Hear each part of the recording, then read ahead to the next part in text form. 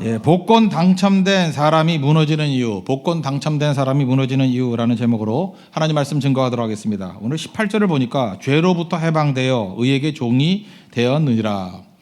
오늘 그냥 핵심만 딱딱 얘기를 할게요. 죄라는 게 뭐냐면요, 이게 헬라어 단어로 하말티아라는 단어인데 관역, 타겟을 벗어났다 이런 뜻이라는 거예요. 그러니까 죄라는 건 뭐냐 하면은 뭘 이루지 못했다는 얘기가 아니라 목표가 아닌 것을 목표로 삼는 것, 그게 죄예요. 참 허망한 거죠. 그러니까 인생이 목표가 없는 게 아니잖아요. 다 나름대로 목표가 있어. 근데 그게 목표가 아니거든요. 근데 그걸 목표인 줄 알고 추구하는 거예요. 그게 죄라는 거예요. 승리가 아닌데 승리인 줄 알고 그 짓을 한다니까. 그러니까 죄라는 건 뭐냐 하면은 이루고 못 이루고의 문제가 아니라 허망한 거예요. 참 한심한 거죠. 어떻게 저렇게 사나. 목표 자체가 틀렸거든요. 그러니까 우리가 이걸 또 다른 말로 하면 뭐라 그래요? 우리가 눈 멀었다 그래요. 맹인되었다. 그래서 하나님께서 우리에게 눈 떠주지 않으면 안 보여요. 그리고 또 어쩌다가 이렇게 알게 됐잖아요. 알아도 우리는 그걸 맞출 능력이 없어요. 갈 능력이 없고. 그게 죄라는 거예요. 그래서 인간의 운명은 뭐니까 절망이라는 것입니다. 그래서 우리는 우리 혼자서 못 갑니다, 인생을. 그래서 우리 인생이 뭔지를 알아야 돼요. 내가 혼자서는 죄를 지은 죄인이고, 우리 원죄가 있잖아요. 모든 인간은 죄예요. 마지막은 사망이에요. 죽는 거거든요. 왜? 우리 목표 자체가 허망해요. 엉뚱한 것 같고 인생을 열심히, 그러니까 열심히 살면 살수록 더 허망한 거예요. 목표 아닌 것을 목표라고 삼고 살아가기 때문에. 그래서 오늘 두 가지가 메시지인데, 첫째는 우리는 무조건 주인이 누군지를 알고 주인 따라가야 돼요. 모든 인생은 주인 따라가는 겁니다. 주인이 누군지를 알고 주인을 잘 선택해야 된다. 두 번째는 그 주인을 끝까지 따라가야 된다. 그게 영생이라는 거예요. 간단하죠? 주인이 누군지를 명확히 알아야 되면 따라야 될 주인을 선택하는 거예요. 우리는 하나님이죠. 하나님 믿고 의지하고 따라갈 줄 알아야 된다는 것입니다. 그래서 하나님이 누군지를 알아야 돼요. 내가 따라가는 하나님이 누구인지. 그래서 성경에 나오는 모든 얘기들은 사실은 하나님이 누군지 아는 거예요. 여러분, 존 칼빈의 기독교 강요, 물론 잘 읽으신 분은 많이 없을 거예요. 그죠? 근데 그 순서는 알아둬야죠. 존 칼빈의 기독교 강요 앞부분, 전체 내용이 되게 두꺼운데 3분의 1이 하나님이 누구이냐예요. 자, 신기하지 않아요? 그 다음에 인간이 누구이냐 이렇게 나가요. 하나님이 누구인지에 대한 설명이 왜 이렇게 기냐? 처음에 이해를 잘 못해요. 근데 하나님이 누구인지를 알면 그것이 신뢰의 근거가 되고 그것이 내가 누구인지를 저절로 알게 만드는 능력이라는 거예요. 하나님이 누구인지를 알면 그 빛에 의해서 내가 보이잖아요. 그죠? 내가 보이잖아요. 그러니까 지난번에도 한번 그런 예화를 한번 들었던 적이 있죠. 제가 이전 교회에 있었던 데인데 어떤 우리 교회 여자 집사님이 참 신실한 분이었는데 그 경찰서 앞에서 대판 싸우더라고. 그것도 뭐 보통 싸우는 게 아니에요. 뭐 격렬한 싸움. 구경꾼만 한 100명 정도가 모였을 정도로 어마어마한 세계 대전을 벌이고 있었어요. 저는 가다가 깜짝 놀랐죠. 우리 교인이 싸우고 있으니까. 그래서 제가 최대한 숨겼습니다. 제가 이렇게 눈에 띄는 얼굴이고 또 얼굴도 머리도 빛나잖아요. 그래서 최대한 이렇게 숨어서 갈라 그러는데 나도 모르게 고개를 돌렸어요. 왜 돌렸는지 모르겠어요. 돌렸는데 그 집사님하고 눈이 딱 마주쳤어요. 그 순간에 그 여자 집사님이 전의를 상실했어. 전의를 상실하고 싸움이 딱 중단이 되고 어쩔 줄을 몰라 하는 거예요. 한번 보세요. 그 집사님이 저를 봤어요. 자기 담임 목사를 봤어요. 목사를 봤어요. 사실 목사를 본 겁니까? 자기 자신을 본 겁니까? 너무 흥분해서 자기 자신을 잃어버렸다고. 근데 목사를 보는 순간에 나를 보는 거예요. 지금 내가 뭐 하고 있지? 똑같은 일이 벌어진다고 생각해요. 우리가 이게 정신없게 살아가다가 어느 순간인가 하나님을 딱 대면하는 그 순간에 하나님을 만난 거예요. 또 나를 만난 거예요. 그래서 하나님 만나기 이전에는 나를 못 만납니다. 그냥 정신없게 살아가는 거예요. 마지막 순간에 죽기 직전에 나를 만나죠. 하나님 만나야 되니까 그 순간에 내가 보이는 거예요. 내가 왜 이렇게 허망하게 살았지? 내가 뭐지? 뭐 삼성의 고 이병철 회장도 뭐 죽기 직전에 뭐 질문했던 거 보세요. 죽기 직전이에요. 자기가 보이는 거예요. 하나님 앞에 서야 되니까. 질문 나오잖아요. 그걸 빨리 해야 된다는 거죠. 빨리. 그래서 결국은 인생이라는 게 지혜로운 사람이 뭐냐? 따라야 될 주인을 언제 붙드느냐. 주인 없는 인생들은 다 방황하는 인생이에요. 우리는 아까도 죄가 뭐라고요? 목표 아닌 것이 목표고 타겟이 뭔지 모른다니까요. 주인만이 그것을 알려줄 수 있다는 것입니다. 그래서 16절을 보십시오. 너희 자신을 종으로 내주어 누구에게 순종하든지 그 순종을 받는 자의 종이 되는 줄 너희가 알지 못하느냐. 누구에게 순종하느냐에 따라서 우리 인생이 달라지는 거예요. 하나님께 순종하며 하나님의 종이 되어서 우리 길이 온전하게 이끌림받아야 된다는 것입니다. 그래서 성경은 뭐라고 얘기해요? 붙어 있으라 이렇게 얘기하죠. 요한복음 15장 5절을 보니까 포도나무 가지다 이렇게 얘기를 하면서 내가 그 안에 그가 내 안에 있으면 열매를 많이 맺는다. 나를 떠나서는 너희가 아무것도 할 수 없다. 붙어 있어야 된다는 거예요. 주인이 누군지를 알고 주인께 철저히 붙어 있는 인생이 되어야 된다. 제가 대학 다닐 때 저 카운터 파트 고대 다녔던 분이 있습니다. 미래에셋의 박현주 회장. 그때 뭐 그렇게 훌륭한 분이 될지 몰랐어요. 그죠? 뭐 대단한 분이 됐는데 이분 뭐 얼마 전에 뭐 대우증권하고 또 합병도 했다 그러대요. 뭐 엄청나게 큰 회사죠. 근데 이분이 원래 셀러리맨 출신인 거 아시죠? 90년대까지 그 증권에서 셀러리맨이었어요. 그냥 일반 직원이었다고. 대기 같은 직원이었다고. 그죠? 저렇게 직원이었다고요. 근데 그때 코스닥 열풍에 그때 처음으로 그 뮤추얼 펀드라는 거 지금도 있나요? 뮤추얼 펀드가 뭐냐? 간접 투자하는 거예요. 옛날에 집도 투자밖에 몰랐는데 이제 간접 투자라는 게 그 개념도 지금은 일반화됐지만 그때 처음이었어요. 뮤추얼 펀드. 그게 중점이 돼가지고 뭐 한 해에 700%씩 성장을 했다고. 그 아주 혁신적인 일이죠. 그때 그 주변에서 지금 돈 얘기하는 거예요. 돈 벌었던 사람 보면은 다 미투 전략이야.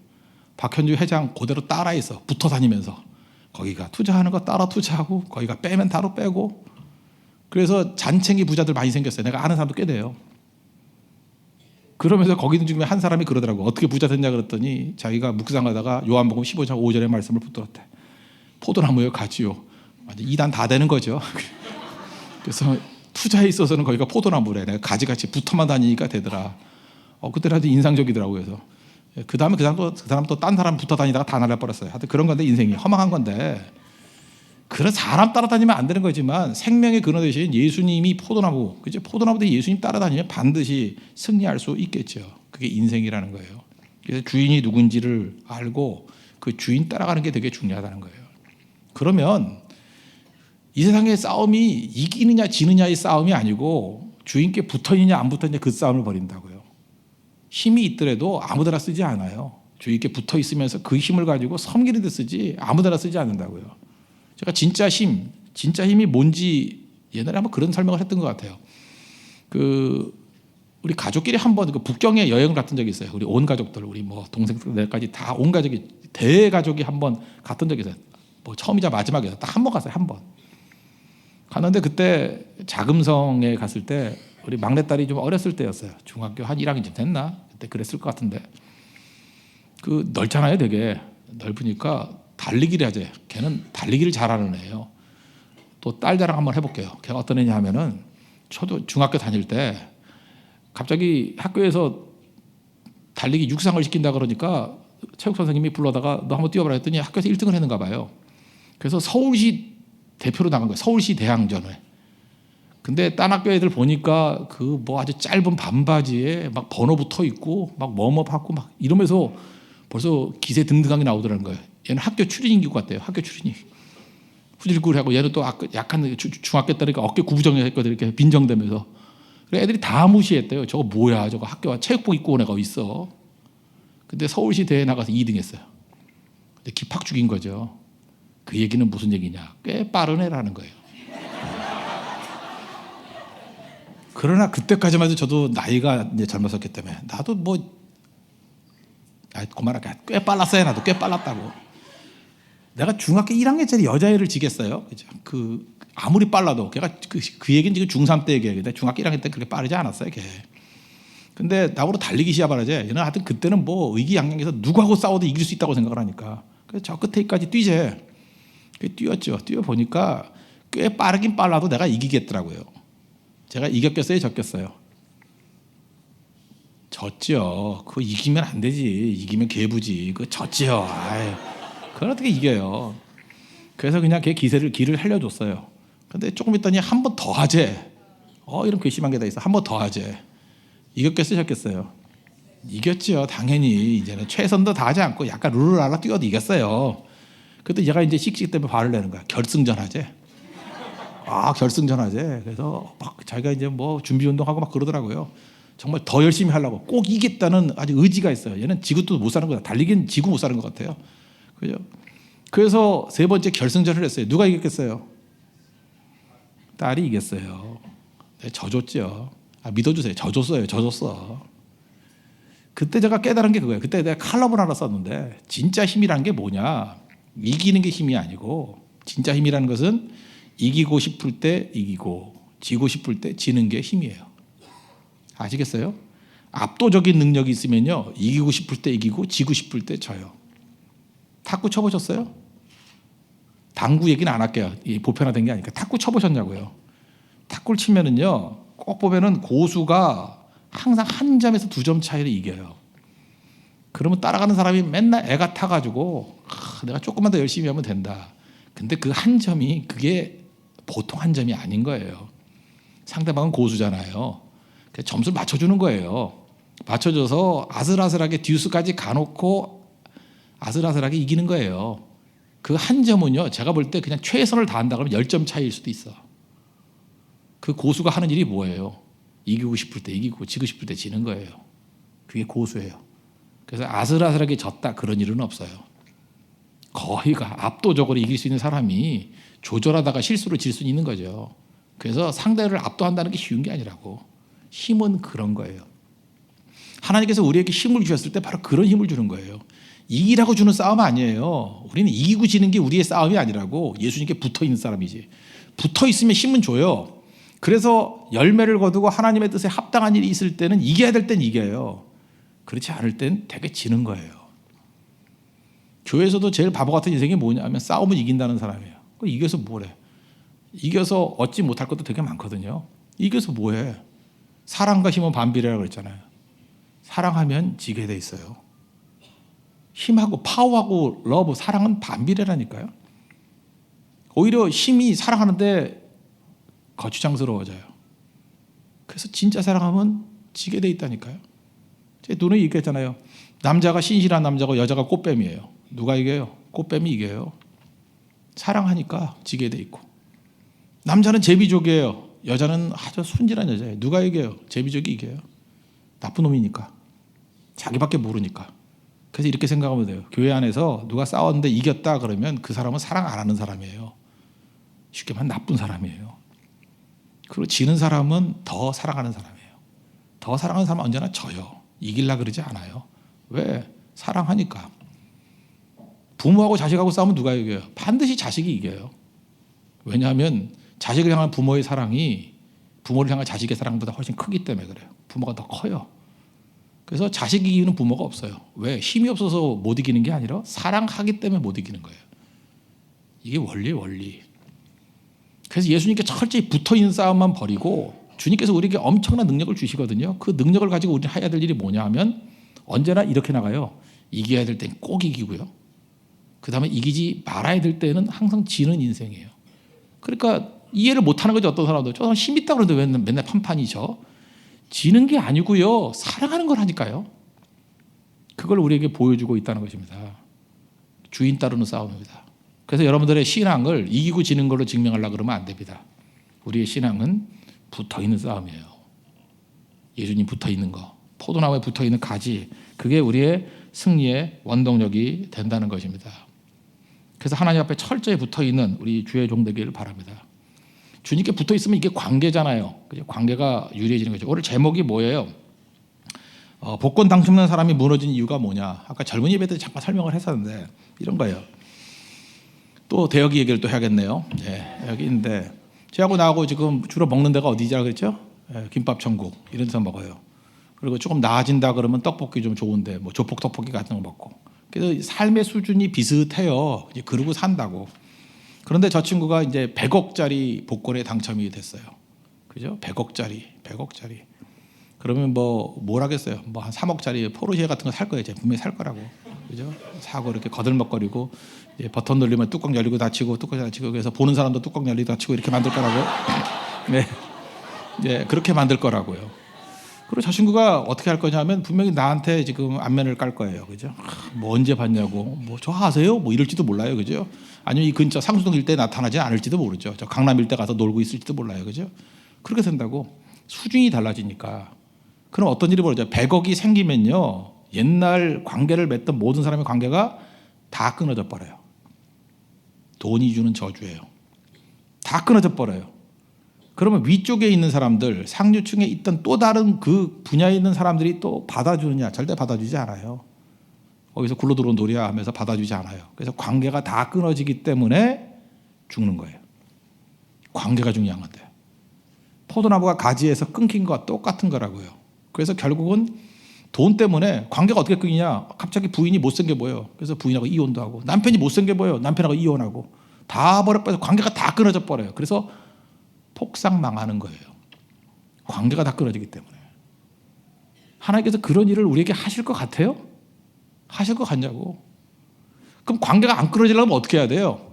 아까도 얘기했지만 대여기관한테 목사님 20억 좀 가지세요. 그래야 된다고. 아 그래도 너는 80억이잖아. 그럼 내가 마음이 상할까 봐. 아니죠. 목사님이 50억을 가지세요. 저도 50억을 가질게요. 그래도 마음 상하지. 내가 맘먹으면 60억을 가지세요. 이러면 관계가 안 깨져요. 근데 제가 그럴 리가 있다. 그럴 리가 없죠. 절대 그럴 리가 없다고. 10억은 무슨 10억이야. 10원도 안 주려고 그럴지도 모르겠죠. 그래서 관계가 다 깨져버리는 거라고. 하나님은 절대 이런 길로 우리를 이끌어가지 않으신다는 거예요. 하나님께서 이끌어가시는 길은 어떤 거예요? 어떻게 이끌어가나요? 포장된 선물로 주는 게 아니라 싸워서 얻어야 될 땅으로 주셔요. 그래서 같이 싸우고 같이 투쟁하고 같이 애쓰고 하다가 내가 성장을 하고요. 오히려 관계가 더 돈독해져요. 사선을 같이 넘은 사람으로 동지가 생겨요. 하나됨이 생겨요. 교회도 마찬가지라니까. 교회도 부흥할 때 깃발 딱 꽂아놓으면 막 수천 명 수만 명이 모이면 좋겠죠. 그러면 그 교회 아니에요. 그 스테디움에 모이는 관객들이지. 아무 힘도 없어요. 한번 충격 꽝 받으면 다 흩어져 버리는 거예요. 오합지졸이에요. 오합지졸. 미디안과 싸울 때 3만 2천 명 왔을 때 기드온 3만 2천 명 왔을 때 그 사람과 똑같은 거라고요. 무서운 사람 집에 가 그럼 2만 2천 명 집에 가는 거예요. 뭐 물 마실 때 뭐 경계 안 하고 마시는 사람들이 있었죠. 300명 빼놓고 다 집에 가는 거예요. 순식간에 그렇게 되는 게 아니라고요. 근데 하나님은 그렇게 만들지 아니하시고 과정을 주시는 거예요. 선한 싸움을 싸우게 만드시는 거예요. 그래서 관계가 깊어지고 관계가 넓어지고. 그래서 여러분들 이기고 지고 내가 얻고 못 얻고의 관점이 아니라 시간이 가면 갈수록 나에게 점점 좋은 관계를 맺는 동지들이 많아진다. 믿음의 동역자들이 많아진다. 그 승리하는 인생이에요. 내가 시간이 가면 갈수록 그러니까 이런 거죠. 고난 때문에 예수님과 더 가까워졌어요. 고난 때문에 내 형제자매가 더 가까워졌어요. 대만 선교 때문에 하나님과 가까워졌어요. 인도 선교 때문에 성도들과 더 가까워졌어요. 네팔 선교 때문에 하나님께 헌신하게 됐어요. 네팔 선교 이후에 기도의 동역자들이 생겼어요. 지금 이게 엄청난 성장인 거 모르세요? 옛날에 혼자였거든요. 하나님과 가까워져요. 하나님께 더 가까이. 클로스 투가 하나님께 더 가까이. 그래서 성도와 성도가 팀 스피릿이 생기는 거예요. 우린 팀이라는 거예요. 하나라는 거예요. 이 사람이 뒤집는 거예요. 세상을 뒤집는 거예요. 이게 복이에요. 그래서 하나님께서 여러분 절대로 복권 당첨 안 주십니다. 사지 마십시오. 사도 5만 원 이상 당첨하면 안 돼요. 왜냐하면 하나님을 사랑하기 때문에 그래요. 근데 버린다 그러면 100억이 당첨되겠죠. 그러면 그다음부터 교회 안 나와요. 교회 안 나오고 라스베가스에서 몇 년 굴다가 오지. 오기는 천부의 의지 없어서 손들고 옵니다 하고 오지요. 그럼 또 우리 기도해주고 또 따뜻한 밥 먹여주고 그리고 계속해서 우리는 또 스토리가 하나 생긴 거죠. 예. 이런 인간도 다 있다 하면서 그 하나님께서 그렇게 만들지 않으시잖아요. 주인입니다. 주인. 우리 주인 대신 하나님께서는 우리에게 좋은 거 주셔요. 그 믿죠? 나를 아셔요. 내 길 내가 모르는데 주님께서 내 가는 길을 아셔요. 나는 해답도 모르는데 우리가 할 수 있는 건 딱 주님 신뢰하는 거예요. 주님께서 내 길을 아신다고. 그 길을 걸어갈 때 우리에게 승리가 있다는 것입니다. 그러므로 여러분들 원망하거나 초조할 거 하나도 없어요. 절대 초조하지 마세요. 지금이 제일 좋은 거예요. 지금 하나님이.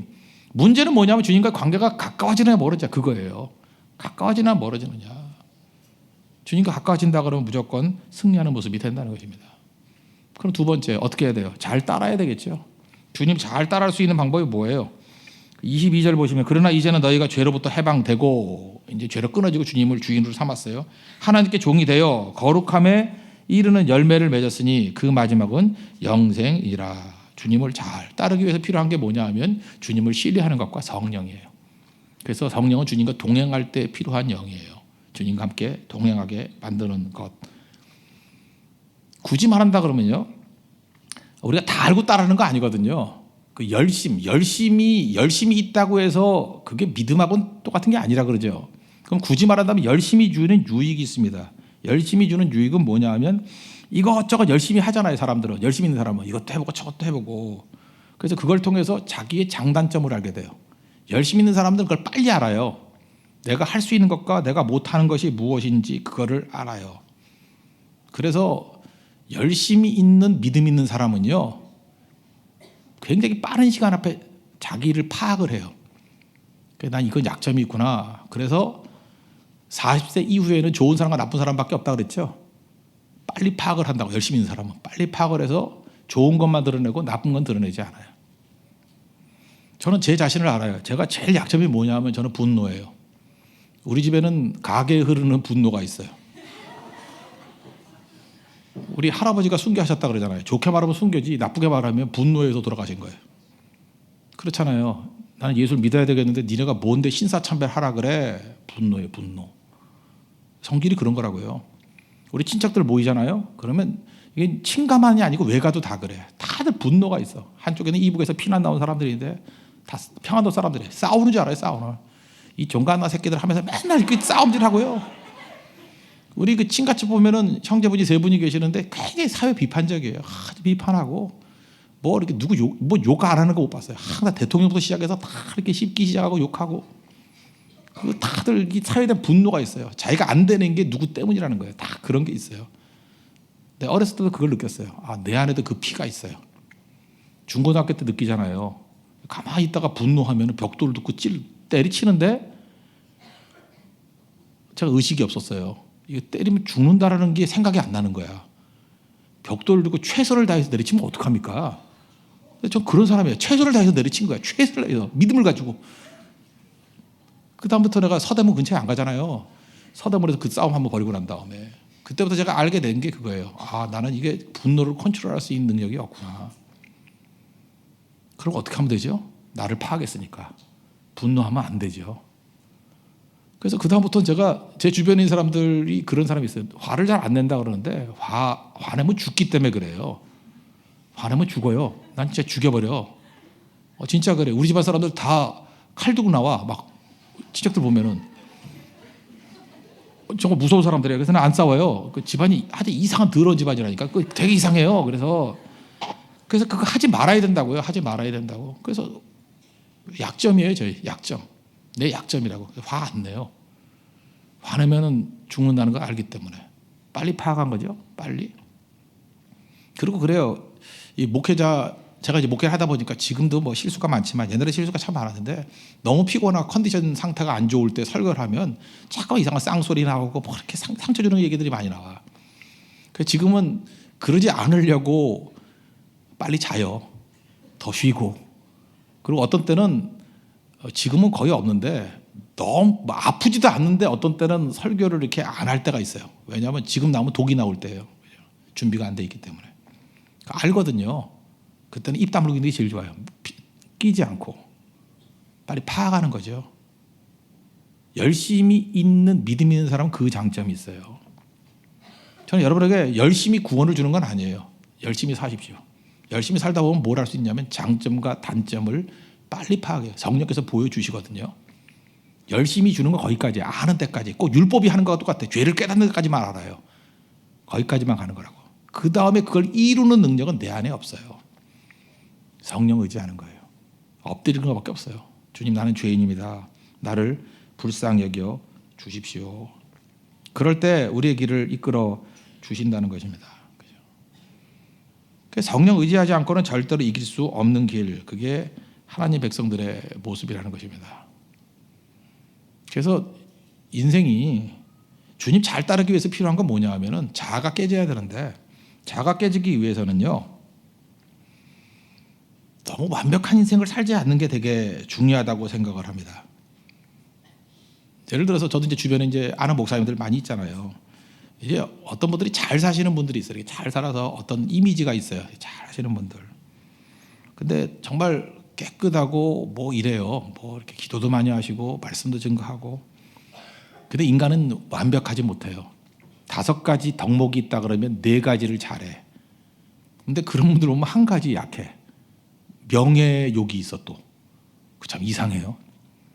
딴 건 너무 잘해. 근데 한 가지가 부족해서 그거 못 버려서 오히려 더 큰 문제가 되는 경우도 있고 그래요. 그래서 제가 깨달은 게 있어요. 어차피 인간이 아무리 완벽해도 이것저것 튀어나오는 게 있구나. 그래서 그냥 팍 깨지는 게 좋아요. 제가 아는 어떤 형제 뭐 그런 적이 있어요. 뭐 이렇게 어떤 일을 할 때 뭐 10년 동안 뭐 이렇게 충성을 다했대. 그래서 목사님이 이제 5개월만 지나면 10년입니다. 그래서 내가 그만두라 그랬어요.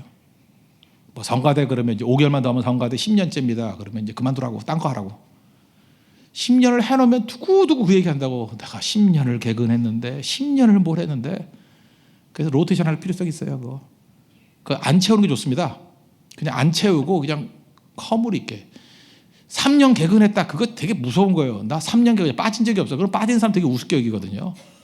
그래서 가끔 가출도 하고 이런 애들이 인물이 나오는 거예요. 그래서 뭐 자랑할 게 없잖아요. 출석에 가려서 자랑할 게 없잖아요. 넘어지는 거. 여러분 잘 보세요. 교회에서도 한 점 의욕도 없이 충성스러운 사람, 그런 사람이 끝까지 가느냐, 아니면은 넘어졌다가 깨졌다가 그러던 사람이 뒤늦게 돌아와서 중간에 돌아와가지고 충성할 때 오래 가느냐. 저는 후자가 오래 간다고 생각해요. 특별 새벽 기도도 마찬가지예요. 그냥 20번 나올 때 20번 다 개근한 사람, 그 사람도 훌륭하죠. 그런데 15번 중에 10번을 결석을 했어. 까먹으러 아주 볼펜도 안 줘. 칫솔도 안 줘. 이제 열심히 나가봐야 6번밖에 안 돼. 그래도 나올 수 있는 힘, 난 그게 큰 믿음이라고 생각해요. 지저분하게 나오는 거예요. 지저분하게. 말끔하게 나오는 게 아니고 지저분하게. 전 그래서 12월 30일에 새벽기도 나오는 사람 되게 중요하다고 생각해요. 대부분 금년은 포기, 내년부터 이런다고요. 근데 지저분하게 그때부터 시작하는 거예요. 당장 시작하는 사람. 그래서 높이 평가해요. 뭐 끝나기 전에 마지막에 지저분하게 동참하는 사람들. 굉장히 중요한 거예요. 그 사람 벌써 자아가 다 깨져 있는 상태거든요. 하나님만 의지할 수 있고 그런 사람이 끝까지 주님을 의지하고 나아갈 수 있다는 것입니다. 그 사람이 왜 그런지 알아요? 성령 의지하기 때문에 그래요. 그래서 마찬가지입니다. 내가 힘이 있고 내가 뭘 잘한다고 생각할 때 주님 따르기 너무 힘들어요. 자아가 살아있기 때문에 힘이 2개로 가는 거예요. 죽어야 돼요. 죽어야 성령의 인도하심을 따라서 잘 나아갈 수 있다는 것입니다.